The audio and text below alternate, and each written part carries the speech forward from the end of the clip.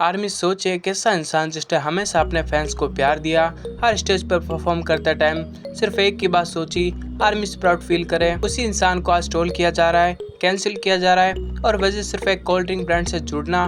पर क्या ये सिर्फ एक ब्रांड की बात है या कुछ और ही चल रहा है? आर्मी से आपने हाल ही में देखा होगा, सोशल मीडिया पर कुछ पोस्ट वायरल हो रही है जहाँ लोग वी को कोका कोला कोरे ब्रांड के साथ डील को लेकर सवाल खड़े कर रहे हैं। कुछ ने यहाँ तक बोल दिया अब हम वी को सपोर्ट नहीं करेंगे, #बॉयकॉट वी तक ट्रेंड करवाने की कोशिश की। पर रुकिए, क्या आपने ये सोचा है कि सिर्फ एक ब्रांड के साथ काम करने से इतनी बड़ी कंट्रोवर्सी क्यों बन गई? दरअसल बहुत से लोगों को ये लगता है कि कोका कोला जैसी कंपनियां इसराइल को पैसा देती है और इसीलिए जो भी इन ब्रांड से जुड़ता है वो इनडायरेक्टली उस वॉर को सपोर्ट कर रहा है और इसी बेस पर लोग वी को भी टारगेट कर रहे हैं। पर क्या इतना जान लेना काफ़ी है किसी को जज करने के लिए? कुछ टाइम पहले जंगकुक के साथ भी कुछ ऐसा ही हुआ था।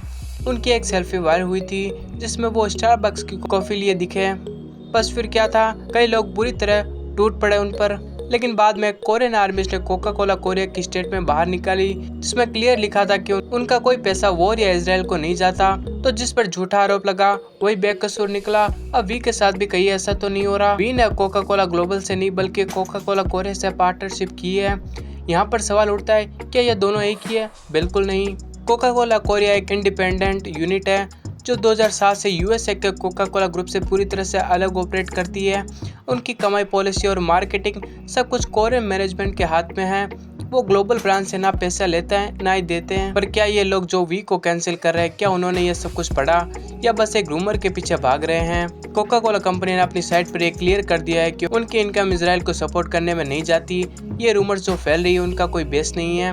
इतना ही नहीं, कोका कोला की कुछ फैक्ट्रीज फिलिस्तीन में भी है जहाँ से होने वाली कमाई से वहाँ के लोकल लोगों की मदद पहुँचाई जाती है।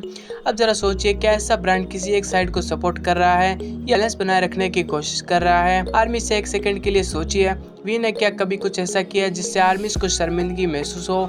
क्या उन्होंने कभी भी किसी भी सिचुएशन को बिना समझे एक्सेप्ट किया है? तो क्या आज भी वो ऐसा कर सकते हैं? क्या हम उन लोगों में से बनना चाहेंगे जो बिना कुछ समझे सिर्फ एक ट्रेंड देखकर अपने फेवरेट को बॉयकॉट कर दें? या हम वो होंगे जो सच को समझते हैं और अपने स्टार को सही टाइम पर सपोर्ट करते हैं? वी ने जो किया वो बिना रिसर्च के नहीं किया।